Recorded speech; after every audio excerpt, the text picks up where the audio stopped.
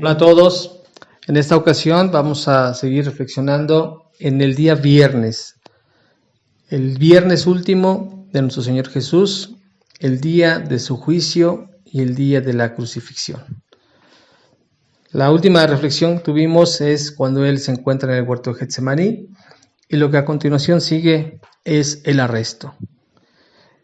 Y la persona que es llevada con respecto a la gente que la organizó y al cual incluso lo entregó, es alguien íntimo, alguien que estuvo a la mesa con él, alguien que lo siguió 3 años y es Judas.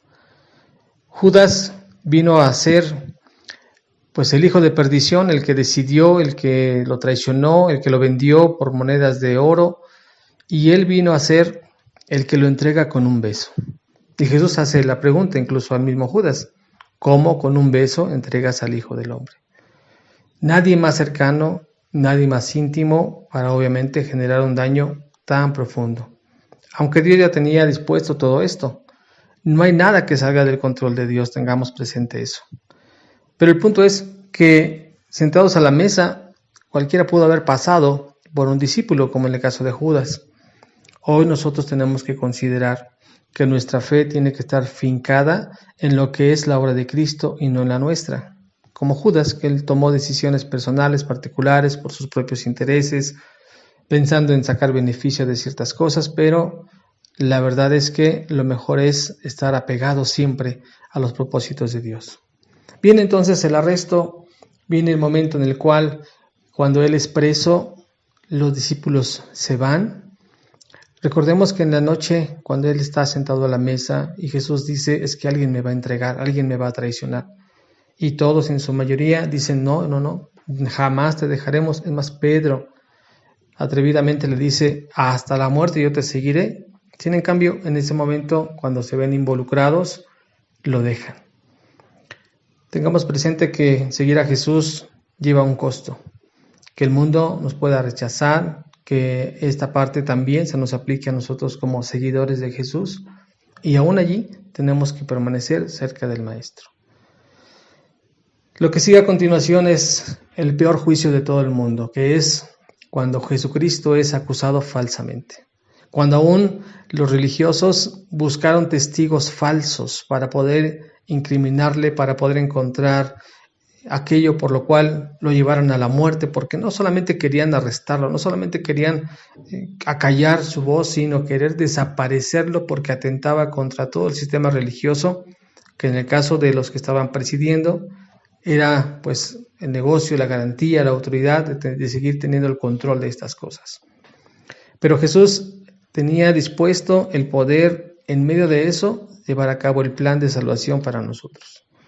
Es un juicio injusto, claro, es un juicio que fue hecho, armado con mentiras, es un juicio donde se pasaron por alto todas las normativas, siendo de noche, con prisa, a obscuras, en una confabulación, en un plan que todo estaba dirigido a que Jesús no pudiera librarse.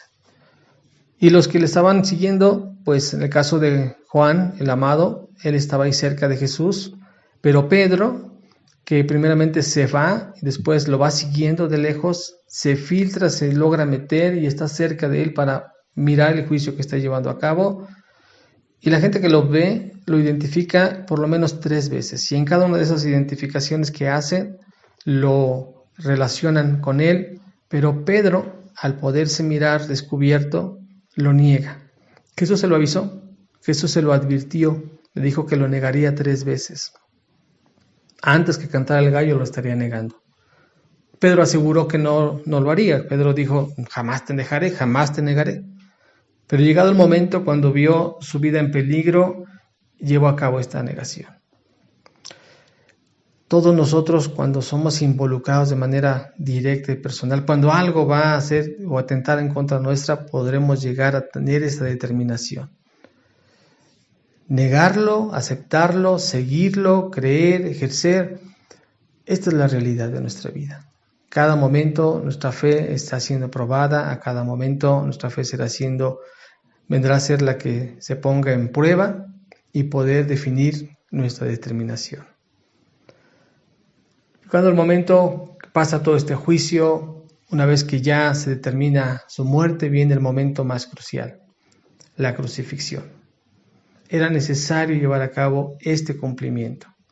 Si no hay cruz, no hay salvación. Ese día, nada menos, más de 30 profecías se cumplieron en la vida de Jesucristo. Profecías de hace más de 800 años, más veces mencionada, muchas veces repetida por los propios fariseos, y en ese día, en ese momento, las probabilidades de que se cumplieran en una sola persona era en el Señor Jesucristo. Por esa razón, esta parte no es una casualidad, por eso la fe que hay en lo que Jesucristo vino a hacer es una fe completamente cierta, palpable, verdadera. No es casualidad, cada cosa estaba pensada, cada palabra, cada hecho, cada acción, más de 30 profecías de muchos años antes se cumplieron en ese momento. En una sola persona, en un solo tiempo, en un solo pueblo, no había más coincidencia. Dios estaba llevando a cabo esto.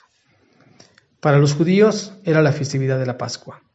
Y recordemos nuevamente, esta festividad era el momento de sacrificar un cordero para poder ser librados de ese juicio que llegó en el día de Moisés cuando lo saca de Egipto. Cuando Juan el Bautista ve a Jesucristo venir, hace mención de él y dice, este es el Cordero que quita el pecado del mundo.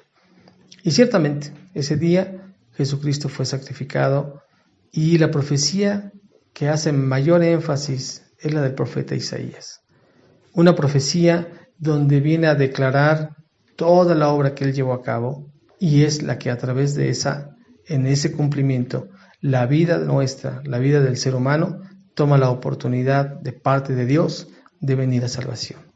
Así que leeremos la profecía de Isaías en el capítulo 52, en el versículo 13 en adelante, sobre el siervo de Dios que vino a cumplir el sacrificio y para darnos salvación.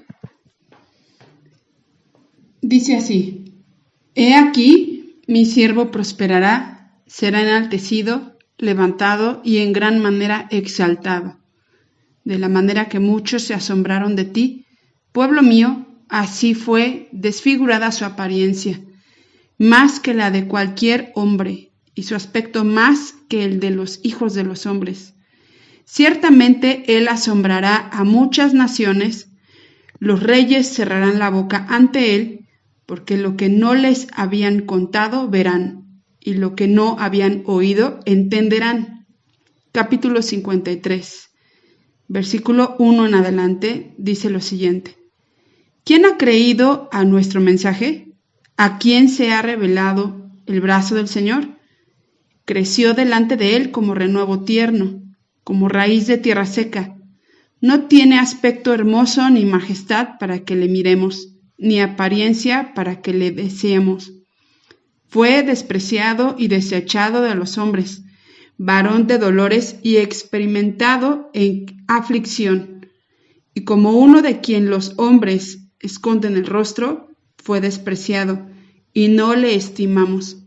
Ciertamente él llevó nuestras enfermedades y cargó con nuestros dolores. Con todo, nosotros le tuvimos por azotado, por herido de Dios y afligido. Mas él fue herido por nuestras transgresiones, molido por nuestras iniquidades. El castigo por nuestra paz cayó sobre él, y por sus heridas hemos sido sanados. Todos nosotros nos descarriamos como ovejas, nos apartamos cada cual por su camino, pero el Señor hizo que cayera sobre él la iniquidad de todos nosotros. Fue oprimido y afligido, pero no abrió su boca. Como cordero que es llevado al matadero, y como oveja que ante sus trasquiladores permanece muda, no abrió él su boca. Por opresión y juicio fue quitado, y en cuanto a su generación, ¿quién tuvo en cuenta que él fuera cortado de la tierra de los vivientes por la transgresión de mi pueblo, a quien correspondía la herida? Se dispuso con los impíos su sepultura, pero con el rico fue en su muerte, y aunque no había hecho violencia, ni había engaño en su boca. Pero quiso el Señor quebrantarle, sometiéndole a padecimiento, cuando Él se entregue a sí mismo como ofrenda de expiación, verá a su descendencia, prolongará sus días, y la voluntad del Señor en su mano prosperará. Debido a la angustia de su alma, Él lo verá, y quedará satisfecho. Por su conocimiento, el justo, mi siervo, justificará a muchos, y cargará las iniquidades de ellos. Por tanto, yo le daré parte con los grandes, y con los fuertes repartirá despojos, porque derramó su alma hasta la muerte, y con los transgresores fue contado, llevando él el pecado de muchos e intercediendo por los transgresores. La muestra de amor más grande se dio en esa cruz. La motivación para poder llevar a cabo este sacrificio es que el hombre tuviera la oportunidad de poder reconciliarse con Dios. El Evangelio de Juan, en el capítulo 3, en el versículo 16 y 17, expresan ese amor que el Señor tuvo. Porque de tal manera amó Dios al mundo, que ha dado a su Hijo unigénito, para que todo aquel que en él cree no se pierda, mas tenga vida eterna. Porque no envió Dios a su Hijo para condenar al mundo, sino para que el mundo sea salvo por él. En ese lugar fue la salvación. El mundo se condena cuando no creemos en Jesucristo, pero que Él dio y expresa su amor a través de Jesús y su sacrificio es lo que hoy estamos reflexionando. Es lo que hoy está mencionándose en todo el mundo, por cierto, que este viernes el tiempo, el cumplimiento de esa profecía del Señor Jesús. Pero hoy reflexionemos en algo todavía mayor, porque ciertamente Él vino a dar su vida, Él entrega la salvación a este mundo.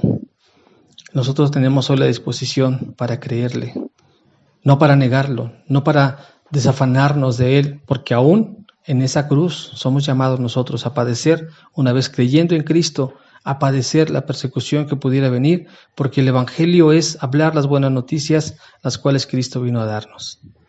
Hoy, mis queridos amigos, hermanos, tengamos esta reflexión. Él muere para darnos salvación. Yo recibo su salvación y yo tengo que vivir ahora para Él. Hoy yo tengo que seguirlo en los mismos pasos que Él llevó a cabo. Es la parte que me toca a mí vivir, porque el mundo tiene que conocer que Él vino a dar vida y salvación en aquellos que hoy hemos decidido morir al pecado y vivir para Cristo. Ser un siervo como Él, vivir como Él vivió, recibir de parte de Dios esta salvación para poder confesar que Él murió por el gran amor que nos tiene, para entonces nosotros ser mensajeros de ese amor.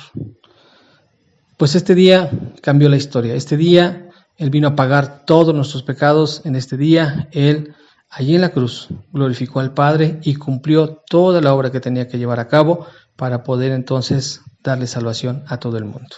Este es un glorioso día porque el Señor Jesucristo pagó todos los pecados. Queridos amigos, quiere el Señor hacer la obra completa en cada uno de nosotros y que podamos creer completamente en esta salvación tan grande que Él llevó a cabo en esa cruz. Que Dios te bendiga. Nos vemos la próxima.